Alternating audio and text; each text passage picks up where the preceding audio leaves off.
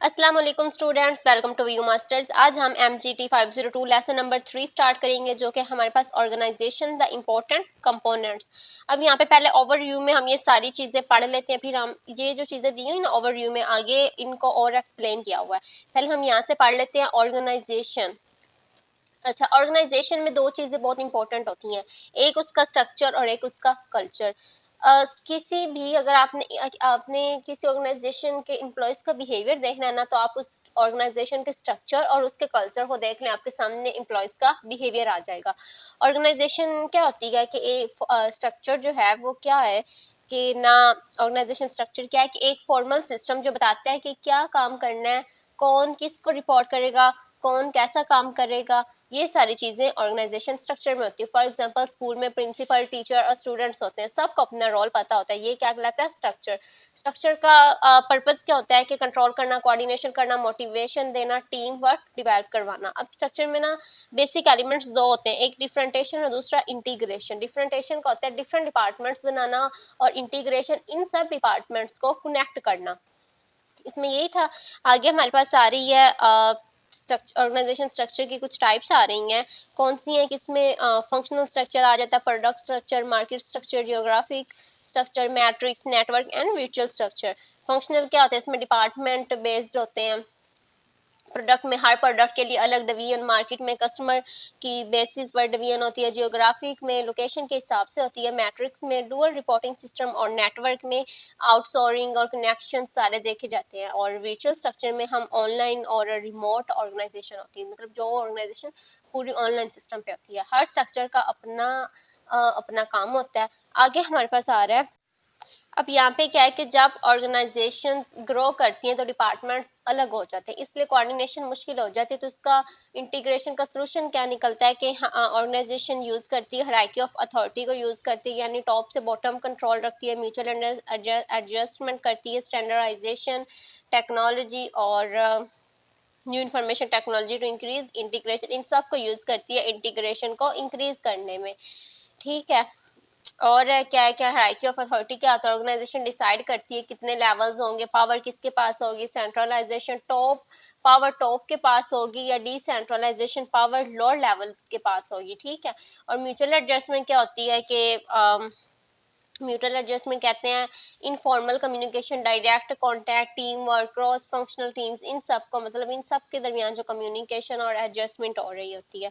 और स्टैंडर्डाइजेशन होता है रूल्स और प्रोसीजर्स बनाना, इनपुट पहले देनी, फिर प्रोसेस होता है, फिर आउटपुट हमारे पास निकलती है। और ऑर्गेनाइजेशन कल्चर अब हमारे पास आगे आ रहा है। उसमें क्या आएगा ऑर्गेनाइजेशन कल्चर में कि ऑर्गेनाइजेशन की पर्सनैलिटी, उसकी वैल्यूज, उसके बिलीव्स, उसकी नॉर्म्स। ठीक है। अब कल्चर का क्या रोल होता है, कल्चर डिसाइड करता है कि लोग कैसे बिहेव करेंगे, एक दूसरे के साथ कैसे इंटरेक्ट करेंगे। अब यहाँ पे और ये हमने देख लिया। अब यहाँ पे ये लास्ट वाला रह गया वैल्यूज वाला। वैल्यूज कौन कौन सी होती हैं, एक टर्मिनल वैल्यूज होती हैं, टर्मिनल वैल्यूज होती हैं यहाँ पे लिखी हुई है, सॉरी, ये खरी वैल्यूज टर्मिनल वैल्यूज होती हैं कि इसमें हम फाइनल गोल देखते हैं। इंस्ट्रूमेंटल वैल्यू में गोल्स अचीव करने का तरीका होता है, ये दो वैल्यूज होती हैं। और नॉर्म्स क्या होते हैं, नॉर्म्स होते हैं रूल्स ऑफ बिहेवियर, जैसे रिस्पेक्ट देना, डिसिप्लिन बनाना, ये सारी नॉर्म्स में आ रही होती हैं। और स्ट्रॉन्ग कल्चर, स्ट्रॉन्ग कल्चर में शेप्ड वैल्यूज होती हैं, एम्प्लॉयज कमिटेड होते हैं। इसका फिर बेनिफिट्स क्या होता है कि टीम वर्क जो होता है वो स्ट्रॉन्ग रहता है, परफॉर्मेंस हाई रहती है और लॉयल्टी भी इंक्रीज होती है। कल्चर डिवेल्प होता है कि फाउंडर के वैल्यू से, एथिक्स से और ट्रेडिशन से, ये तीनों चीज़ें कल्चर को डिवेल्प करती हैं। ओके, इसमें बस यही था। अब यहाँ से हमारे पास स्टार्ट हो रहा है व्हाट इज ऑर्गेनाइजेशन। ऑर्गेनाइजेशन एक सोशल यूनिट होता है जिसमें दो या दो से ज़्यादा लोग होते हैं जो मिलकर काम करते हैं और कॉमन गोल अचीव करते हैं। सबका मकसद एक ही गोल को अचीव करना होता है। ठीक हो गया। अब इसकी हमने ना बेसिक फीचर, बस यहाँ पे ऑर्गेनाइजेशन की डेफिनेशन आप लोगों ने पढ़नी थी। अब ना यहाँ पे एक और चीज़ आ रही है कि ऑर्गेनाइजेशन जो है, ऑर्गेनाइजेशन स्ट्रक्चर, इसका रोल क्या है, ये लोगों को ऑर्गेनाइज करने में, ग्रुप्स को कनेक्ट करने में, टीम वर्क इम्प्रूव करने में हेल्प करती है। स्ट्रक्चर बताता है कि कौन क्या करेगा, कौन किसको रिपोर्ट करेगा। यहाँ पे जो मैनेजर्स हैं इनका क्या रोल है कि वो ट्राई करते हैं कि एम्प्लॉयज़ को मोटिवेट करने में, पॉजिटिव एटीट्यूड को डिवेल्प करने में, टीम वर्क को इम्प्रूव करने में। अब यहाँ पे हमने ना ऑर्गेनाइजेशन की कुछ फीचर्स देखने, ये इंपॉर्टेंट शॉर्ट है, वो पूछ सकते हैं कि ऑर्गेनाइजेशन क्या फ्लो फीचर्स बताएं। तो सोशल एंटिटीज यानी लोगों पर बेस्ड होती है, गोल ओरिएंटेड, हर ऑर्गेनाइजेशन का एक गोल होता है, structured, deliberately structured, proper system होता है और link to the external environment, बाहर की दुनिया से ये कनेक्टेड होती है। इसमें यही था। अब आगे हमारे पास आ रही है कंपोनेंट्स ऑफ एन ऑर्गेनाइजेशन। पहले हमने इसकी फीचर पढ़ी है, ठीक है, ये आप लोगों ने मिक्स नहीं करना, ये इसकी फीचर्स हैं। अब यहाँ पे इसके कंपोनेंट्स आ गए हैं। Components of an organization: task, people, structure, technology. Task, ये इसके ना इंपॉर्टेंट शॉर्ट क्वेश्चन है। टास्क में क्या आ जाता है कि ऑर्गेनाइजेशन का गोल या मिशन हमने देखना होता है, उसका पर्पस देखना होता है, उसकी फॉर एग्जिस्टिंग के वो किस लिए है। और एम्प्लॉयज़ में आ जाता है human resources of the organization के, इसमें ह्यूमन रिसोर्सेज एम्प्लॉयज़ वगैरह आ गए और मैनेजर्स वगैरह आ गए। और स्ट्रक्चर में आ जाता है कि वर्क का सिस्टम और डिज़ाइन का, जब वो वर्क कर रहे हैं उसका सिस्टम कैसा, आपने उसको डिज़ाइन कैसे किया। और टेक्नोलॉजी में आ जाता है टूल्स और मेथड जो काम करने के लिए यूज़ होते हैं। अब इसमें ना इन्वायरमेंट भी आ सकता है कंपोनेंट में, क्योंकि वो हिस्सा है ना। अक्सर मैंने जो नोट्स देखे हैं या मतलब फाइल्स, उसमें इन्वायरमेंट भी लिखा होता है। तो एक्सटर्नल इन्वायरमेंट, एक्सटर्नल फैक्टर्स जो ऑर्गेनाइजेशन को इफेक्ट करते हैं, वो अगर आप लिखना चाहें तो आपकी मर्जी है। ठीक हो गया, ये इंपॉर्टेंट शॉर्ट आ गया हमारे पास। आगे आ रहा है फॉर्मल और informal organization, very important for MCQs and short. वो पूछते हैं फॉर्मल ऑर्गेनाइजेशन क्या होती है, इस तरह ये तो अक्सर आ जाता है। The unofficial part of the organization is called informal organization. तो ये दो तरह की ऑर्गेनाइजेशन होती है, फॉर्मल और इनफॉर्मल। फॉर्मल क्या होती है कि ये ऑफिशियल सिस्टम होता है, the part of the organization that has legitimacy and official recognition, जिसकी एक ऑफिशियल पहचान होती है, जैसे रूल्स हो गए, अथॉरिटी हो गई। इनफॉर्मल ऑर्गेनाइजेशन होती है जो अनऑफिशियल रिलेशनशिप्स आप कह सकते हो ऑर्गेनाइजेशन के अंदर, जैसे फ्रेंडशिप हो गए, पर्सनल कनेक्शंस हो गए, इस सब को। तो इसके आप लोगों को आई होप समझ आ गई होगी। अब how does an organization create values, एक ऑर्गेनाइजेशन कैसे अपनी वैल्यूज को क्रिएट करती है, उसकी इनपुट से कि उसका रॉ मटेरियल, उसकी एचआर, उसकी कैपिटल सारी कैसी हैं। और ऑर्गेनाइजेशन कन्वर्जेशन प्रोसेस, उसकी जो प्रोसेस काम करने का तरीका है वो कैसा, machinery, computer, human skills, abilities. Organization environment में आ जाता है कि वहाँ पे कस्टमर, स्टेक होल्डर, सप्लायर्स और ऑर्गेनाइजेशन आउटपुट के सर्विसेज जो हमारे पास आ रही हैं, गुड्स जो उनकी आ रही हैं, वो सारी कैसी हैं। तो इसमें सिर्फ आप लोगों ने क्या याद करना है, ये चार उनकी हेडिंग्स कर लेनी है कि एक ऑर्गेनाइजेशन अपनी वैल्यूज को कैसे क्रिएट करती है, अपनी इनपुट से, ऑर्गेनाइजेशन की इन्वायरमेंट से, कन्वर्सेशन प्रोसेस से और आउटपुट से। ये बस 4 पॉइंट्स आप लोगों ने कर लेने हैं। अब हम आगे चलते हैं। वाई डू ऑर्गेनाइजेशन एग्जिस्ट, ये भी शॉर्ट आ सकता है। तो ऑर्गेनाइजेशन क्यों एग्जिस्ट करती है? To increase specialisation and division of labour, हर बंदा स्पेसिफिक काम करे। हाँ, और use large scale technology, market और कंपटीशन, मशीनरी और सिस्टम यूज़ करें। Manage the external environment, market और कंपटीशन जो एक्सटर्नल इन्वायरमेंट उन सबको हैंडल हैंडल करना। Economise and transaction cost, cost reduce करना, जितनी भी आप लोगों के ऊपर आउटपुट लग रही है ना उसको कम करना। Exert power and control, system को कंट्रोल करना। अब आगे हमारे पास सारे फैक्टर्स अफेक्टिंग ऑर्गेनाइजेशन, ये भी इंपॉर्टेंट है कौन से फैक्टर्स ऑर्गेनाइजेशन को इफेक्ट करते हैं। ऑर्गेनाइजेशनल इन्वायरमेंट और टेक्नोलॉजिकल इन्वायरमेंट। ऑर्गेनाइजेशन इन्वायरमेंट में एक्सटर्नल कंडीशंस आ जाती हैं और टेक्नोलॉजिकल इन्वायरमेंट में न्यू टेक्नोलॉजी का इस पे असर, उसका इम्पैक्ट आ जाता है। ठीक है, अब आगे हमारे पास क्या आ गया, ऑर्गेनाइजेशनल प्रोसेस। इसमें जो चीजें हैं ना वो मैं इसकी समरी आप लोगों को बता दूं, ये सारा नहीं आप लोगों ने याद करना, बस जो बातें बता रही हूँ वो आप लोगों ने अपने माइंड में रखनी है। ऑर्गेनाइजेशन एक सिस्टम होता है जो इनपुट लेती है, उसको प्रोसेस करती है और फिर आउटपुट हमें बनाकर देती है। इसमें मेन स्टेप्स क्या होते हैं, इनपुट का होता है, मतलब इनपुट में रॉ मटेरियल आ जाता है, स्किल्ड एम्प्लॉयड आ जाते हैं, इंफॉर्मेशन, मतलब आप क्या इनपुट दे रहे हो अपने ऑर्गेनाइजेशन को, अपना मटेरियल कैसा दे रहे हो, उस पर जो वर्क कर रहे एम्प्लॉयज कैसे हैं, इंफॉर्मेशन आपकी कैसे, ये सारी। फिर आ जाती है रिसोर्सेज टू ट्रांसफॉर्म इनपुट, यानी कन्वर्जन का प्रोसेस, कि इनपुट को कन्वर्ट किया जाता है मशीनरीज को यूज करके, कंप्यूटर्स को यूज करके और ह्यूमन स्किल्स को यूज करके। और लास्ट में फिर हमारे पास रिसोर्सेज आते हैं, आउटपुट फाइनल रिजल्ट आ जाता है हमारी, आप जो भी हमारी प्रोडक्ट बनती है, गुड्स, सर्विसेज, प्रॉफिट और स्टेक होल्डर वैल्यू, ये सारी चीजें। अब ऑर्गेनाइजेशन एनवायरनमेंट में वो सब रिसोर्सेज जो ऑर्गेनाइजेशन के अराउंड होते हैं, हम उनको कहते हैं ऑर्गेनाइजेशनल इन्वायरमेंट। इसमें रॉ मटेरियल, एम्प्लॉयज और कस्टमर्स आप कह सकते हो इंक्लूड होते हैं। टेक्नोलॉजी जो है इसमें टेक्नोलॉजी बहुत इंपॉर्टेंट रोल प्ले करती है, मशीनरीज क्या और नॉलेज और टेक्निक्स, ये सारी चीज़ें आपके ऑर्गेनाइजेशन में बहुत इंपॉर्टेंट रोल प्ले करती हैं। ऑर्गेनाइजेशन स्ट्रेटजीज क्या होती है? स्ट्रेटजी होता है प्लान बनाने का तरीका। आप आपके पास चीज़ें हैं लेकिन आप उसको किस तरह हैंडल कर रहे हो, उसको किस तरह यूज़ कर रहे हो, ये स्ट्रेटजीज आपकी ऑर्गेनाइजेशन को सक्सेसफुल बनाने के लिए बहुत इंपॉर्टेंट होती है। कंपटीशन को बीट हमने करना होता है दूसरी ऑर्गेनाइजेशंस के साथ।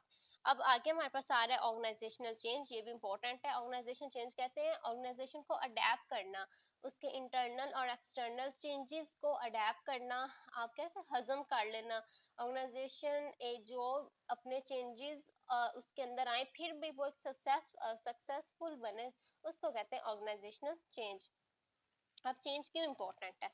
अब देखो दुनिया सारी चेंज हो रही है, अगर ऑर्गेनाइजेशन अपने आप को चेंज ना करे तो वो फेल हो जाती है। फॉर एग्जांपल मैं आपको दे दूं कि दो कंपनीज हैं, दोनों ही हमें दे रही हैं कब, चलो आप कर लो, हमें ना अपनी कोई भी गुड्स दे रही हैं, फेस वॉश और हमारी मेकअप की, आप लोग समझ सकते हो, कह सकते हो, ठीक है। दोनों ने चेंज, एक ने किया है हमारे लिए ऑनलाइन का सिस्टम ले आई है, हमारे फ्री डिलीवरी उसने हमें प्रोवाइड कर दी, उसने हमें एक्सचेंज और रिटर्न का ऑप्शन दे दिया। इस तरह के वो उसके अंदर हमारे पास चेंज आ गए। और जो दूसरी ऑर्गेनाइजेशन है वो सेम पिछला जो सिस्टम पुराना है कि वापस नहीं हम लेना, या उनके और रूल्स हैं, तो वापस नहीं लेना, आपको ऑनलाइन डिलीवरी नहीं मिलनी, एक्स्ट्रा चार्जेस, ये वो, मतलब इस तरह का। तो हम किसकी तरफ जाएंगे जो हमें डिलीवरी भी दे रही है, रिटर्न एक्सचेंज का ऑप्शन भी दे रही है। तो क्या हुआ कि जैसे जैसे दुनिया चेंज हो रही है और दुनिया की सोच चेंज हो रही है, इसी तरह अगर ऑर्गेनाइजेशन अपने आप को चेंज नहीं करेगी तो वो फेल हो जाएगी, ठीक है। अब चेंज स्मॉल भी होते हैं, लार्ज भी होते हैं। स्मॉल को कहते हैं इंक्रीमेंटल, और उसके अंदर जो अगर बिग चेंज आए तो हम रीस्ट्रक्चरिंग और री इंजीनियरिंग भी उसको कहते हैं। तो ज्यादा चेंज जो है, जितना आप अपने अंदर बेस्ट चेंज लाओगे, आपके ऑर्गेनाइजेशन को सक्सेसफुल बनाने के उतने ज्यादा चांसेस बढ़ जाते हैं। अब आगे आ गया हमारे पास ग्लोबलाइजेशन एंड कल्चर। इसमें क्या है? इसमें ग्लोबलाइजेशन क्या है? ग्लोबल ऑर्गेनाइजेशन किसको कहते हैं? ग्लोबल ऑर्गेनाइजेशन ही ग्लोबलाइजेशन कहलाती है। अब ग्लोबल ऑर्गेनाइजेशन क्या होती है? कि वो ऑर्गेनाइजेशन जो मल्टीपल कंट्रीज में काम करे। अभी एक्सपैंड हम कैसे इसको ग्लोबली कर सकते हैं? अपनी ऑर्गेनाइजेशन को हम अपनी लेबर को चीप रखें, हम चीप रॉ मटेरियल करें, हम नए नए कस्टमर्स अपने बनाए, न्यू स्किल्स हम ऐड करें, ठीक है। और हर कंट्री की अपनी वैल्यूज होती हैं, तो हम उसको नेशनल कल्चर, तो अगर एक हमारी ऑर्गेनाइजेशन, हम बाहर के मुल्क से तजारत कर रहे हैं, अगर उनका कल्चर हमारे कल्चर से सेम होगा ना, तो हमारे लिए बहुत ज़्यादा आसानी हो जाती है, और हमारी ऑर्गेनाइजेशन को सक्सेसफुल बनने के चांसेस और ज़्यादा बढ़ जाते हैं, क्योंकि जो चीज़ हमें पसंद होती है हम उस हिसाब से वही चीज़ वहाँ पे डिलीवर कर रहे होते हैं, वहाँ के लोगों को भी पसंद होती है। अब यहाँ पे चैलेंजेस क्या है? टू डे ऑर्गेनाइजेशन के लिए भी इंपॉर्टेंट शॉर्ट क्वेश्चन है, आ जाए कि क्या चैलेंजेस हैं। ये 4 पॉइंट्स आप लोगों ने लिख देना है। Globalization and culture, multiple stake holders, ज़्यादा स्टेक होल्डर्स हैं, high quality and low cost, quality बहुत हाई और लो कॉस्ट क्या है, लो हो, रैपिड पीस ऑफ चेंज, अभी हमने थोड़ा सा इनको आगे एक्सप्लेन आगे पढ़ना है। अब यहाँ पे एक आता है ई ऑर्गेनाइजेशन। ई ऑर्गेनाइजेशन किसको कहते हैं? एमसीक्यूज आ जाता है कि व्हाट इज ई ऑर्गेनाइजेशन, ऑर्गेनाइजेशन क्या है। सिंपल आपका इसका कॉन्सेप्ट दूं तो जो इंटरनेट पर बेस ऑर्गेनाइजेशन होती है ना, उसको हम ई ऑर्गेनाइजेशन कहते हैं। ये ऐसी ऑर्गेनाइजेशन जिसका पूरा सिस्टम इंटरनेट की बेस पे चल रहा है। इसमें इश्यूज क्या आते हैं? इसमें ना इश्यूज ये आ जाते हैं, वर्चुअल टीम्स होती हैं और साइबर लॉफिंग। साइबर लॉफिंग कहते हैं टाइम वेस्ट ऑनलाइन के, मतलब कुछ चीज़ें हम ऑनलाइन पे बहुत हम सुनते हैं कि टाइम वेस्ट हो रहा है, इस तरह की। ओके, हाँ, सांस फूल गया। मैं आप लोगों के लिए इतनी एफर्ट कर रही हूँ, तो प्लीज़ आप लोग, मेरे व्यूवर्स क्या करते हैं, मेरे व्यूअर्स वाच कर रहे हैं लेकिन कोई भी ना सब्सक्राइब नहीं करता। बहुत कम लोग हैं जो सब्सक्राइब करते हैं और कमेंट करते हैं। ज़्यादातर बच्चे, मैं आप लोगों को दिखा दूँ, मेरे सारी वीडियोस जो व्यूज़ आ रहे हैं ना, सारे वॉच टाइम में अनसब्सक्राइबर है, मतलब वीडियोस वॉच कर रहे हैं और सब्सक्राइब नहीं कर रहे। तो ये कितना गलत है कि एक बंदा आप लोगों के लिए, अब गर्मियाँ आप लोगों को पता है स्टार्ट होगी, पंखा बंद करके मैं लेक्चर्स रिकॉर्ड कर रही हूँ, पंखा चलाऊं तो वो पीछे डिस्टरबेंस होती है आवाज में। तो इतनी मैं अगर एफर्ट्स कर रही हूँ तो आप लोग, इतना तो बनता है ना कि आप मुझे सपोर्ट करें। चलें, अब इसमें कुछ भी नहीं करना, ये बाकी जो मैंने सिर्फ आपको बताया ना एक्सप्लेन करके, समरी सिर्फ वो सुनने वाला था, बाकी ये सब एक्स्ट्रा। मल्टीपल स्टेक होल्डर्स, अब ये आ गया हमारे पास ऑर्गेनाइजेशन पहले एक बात रहेगी कि ऑर्गेनाइजेशन ग्लोबल एक्सपैंड करती है ना, तो उनका प्रॉफिट किस लिए अपने आप को ग्लोबली एक्सपैंड करती है कि जो उनका प्रॉफिट इंक्रीज हो सके, उनके रिसोर्सेज ज़्यादा के लिए। ठीक है, तो मल्टीपल यही था इसमें, ये भी कुछ भी नहीं इसमें करना। रैपिड पीस ऑफ चेंज, क्या आज की दुनिया फास्ट चेंज हो रही है, डायनामिक हो रही है, मैनेजर्स को चाहिए वो कंटिन्यूसली अपने आप को अडेप्ट करे, चेंजिंग को एक्सेप्ट करे। अगर आप चेंज नहीं लगाएंगे, वही बात आएगी, नो चेंज नो सर्वाइवल। अगर आप चेंज नहीं लाएंगे तो आप सर्वाइव नहीं कर सकते। तो मैनेजर्स का क्या रोल है चेंजिंग में, कि मैनेजर्स चेंज इंट्रोड्यूस करवाते हैं, कल्चर को शेप करवाते हैं। और स्ट्रेस की दो टाइप्स होती हैं, एक होता है पॉजिटिव स्ट्रेस और एक होता है नेगेटिव। पॉजिटिव स्ट्रेस जो परफॉर्मेंस को हमारी को इम्प्रूव करता है, नेगेटिव जो हमारी परफॉर्मेंस को डिक्रीज कर देता है। तो बस इसमें यही है और कुछ भी नहीं है। जो इम्पोर्टेंट चीज़ें थी वो मैंने साथ साथ बता दी। उम्मीद करती हूँ आप लोगों को लेक्चर अच्छे से समझ आ गई होगी। अगर फिर भी कोई प्रॉब्लम है या कोई भी आप लोगों को कंफ्यूजन है तो आप लोग मुझसे कमेंट सेक्शन में पूछ सकते हैं। मेरे चैनल को सब्सक्राइब करें, लाइक करें, प्यारा सा कमेंट करें। मिलते हैं नेक्स्ट वीडियो में। अल्लाह हाफिज़।